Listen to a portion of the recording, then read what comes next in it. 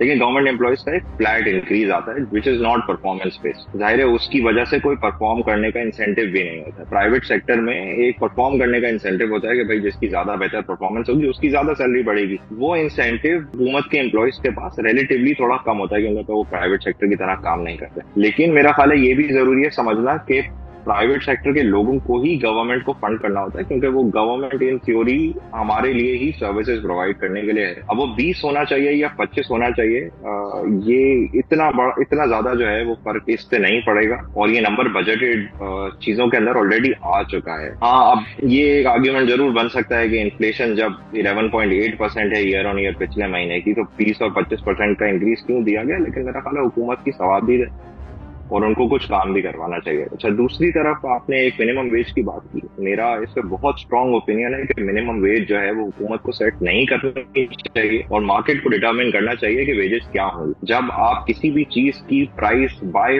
Force equilibrium से दूर set करते हैं तो शॉर्टेजेस और एक्सेसेस बन जाते हैं। देखिए, मिनिमम वेज सेट करते हुए बहुत सारी चीजें दूसरी कंसिडर करनी चाहिए। ये देखना चाहिए कि जिन मुल्कों से आप कम्पीट करते हैं वहां पे क्या वेजेस सेट हुई हैं।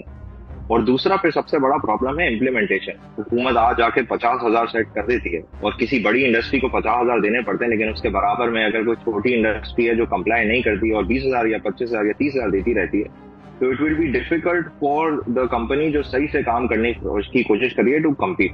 वेजेस को मार्केट पे छोड़ना चाहिए।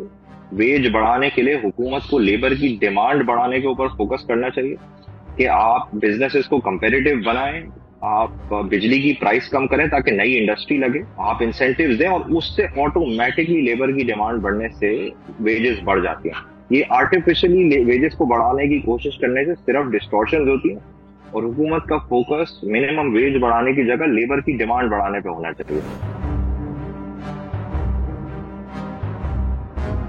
देखिए, डिजिटाइजेशन सोल्यूशन है, मेरा ख्याल है सही डायरेक्शन में जा रहे हैं और आहिस्ता आहिस्ता करने की कोशिश कर रहे हैं। लेकिन मेरा यही ख्याल है कि सबसे जो जरूरी उसके अंदर चीज है वो है डायरेक्शन सेट करना और इम्प्लीमेंटेशन। लेकिन जहां तक एक चीज भी है कि स्टॉक मार्केट में नॉन फाइलर्स के ऊपर 45% कैपिटल गेन टैक्स लगा दिया, तो लेकिन स्टॉक मार्केट में तो हार्डली कोई नॉन फाइलर है। असली चीज इम्प्लीमेंटेशन है और आहिस्ता आहिस्ता एक डायरेक्शन सेट करना है कि जिसको टैक्स सेट में लाया जा सकता है उसको टैक्स सेट में ले आया जाए। अच्छा, जहां तक दूसरे सेक्टर्स को लाने का ताल्लुक है उसके अंदर सिर्फ एक मेजर चीज हुई है और वो ये हुई है कि गुड्स के एक्सपोर्टर्स को नॉर्मल टैक्सेशन में ले आए हैं, जिसका मतलब है कि जो टेक्सटाइल के एक्सपोर्टर्स या किसी भी गुड्स के एक्सपोर्टर्स जो अभी इस वक्त 1% फाइनल टैक्स देते थे, मतलब वो जो अगर 100 रुपए का सामान बेचते थे एक्सपोर्ट में तो वो 1% टैक्स देते थे रिगार्डलेस ऑफ जितना भी प्रॉफिट हो, अब उनको नॉर्मल टैक्सेशन पे करनी है, जिसका मतलब है अब उनको अपने नफे का जो नॉर्मल टैक्स रेट है वो पे करना। तो ये एक मेजर चेंज है, एक नए पूरे सेक्टर को लेके आ गए हैं। अच्छा, दूसरी तरफ प्रॉपर्टी की ट्रांजैक्शंस के ऊपर भी कुछ टैक्स लग गया है। मेरे हिसाब से ज्यादा मुनासिब ये होता कि अगर प्रॉपर्टी की वैल्यू के ऊपर किसी कोई टैक्स लगाने की तरफ जो है वो हुकूमत जाती, जैसे 7E किया था कुछ साल पहले, उस डायरेक्शन में अगर जाए और वेल्थ को टैक्स करें रादर देन ट्रांजैक्शन, तो मेरे हिसाब से वो ज्यादा मुनासिब होता। IT को बजाय अभी भी ऐसा ही लग रहा है कि IT जो है वो एग्जेम्प्ट रहेगा। तो इवन दो फाइनेंस मिनिस्टर ने कहा कि कोई होली काउज नहीं होंगी, लेकिन अभी इस वक्त यही लग रहा है कि IT जो है वो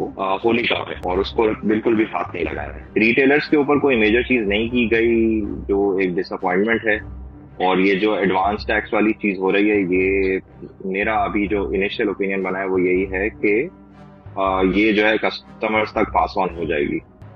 और ज्यादा बेहतर जो आइडिया था वो मेरा ख्याल है मिफ्ता साहब का जो 2-3 साल पुराना आइडिया था कि बिजली के बिलों में कुछ टैक्स लगा दिया जाए, वो मेरा ख्याल है इस करंट आइडिया से बेहतर आइडिया था। और मेरा ख्याल है ऐसा हो सकता है कि आगे जाके ये वाली चीज भी इम्प्लीमेंट करने की कोशिश की जाए।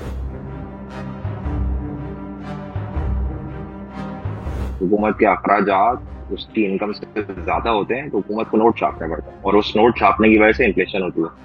और अब पिछले साल जो है वो हुकूमत ने एक प्राइमरी सरप्लस किया है, जिसका मतलब है कि अगर आप इंटरेस्ट का एक्सपेंस हटा दें तो हुकूमत ने कुछ पैसे बचाए थे। इस साल भी हुकूमत का टारगेट यही है कि जितने टैक्स रेवेन्यू होगा खर्चा उससे कम होगा और फिर फाइनेंस कॉस्ट जो मार्कअप पेमेंट्स है वो उसके अलावा होंगे। तो देखें, ये जैसे जैसे इंटरेस्ट रेट आहिस्ता आहिस्ता कम होते जाएंगे इन्फ्लेशन कम होने की वजह से, तो ये एक प्रोसेस है, कुछ थोड़ा सा टाइम लगेगा।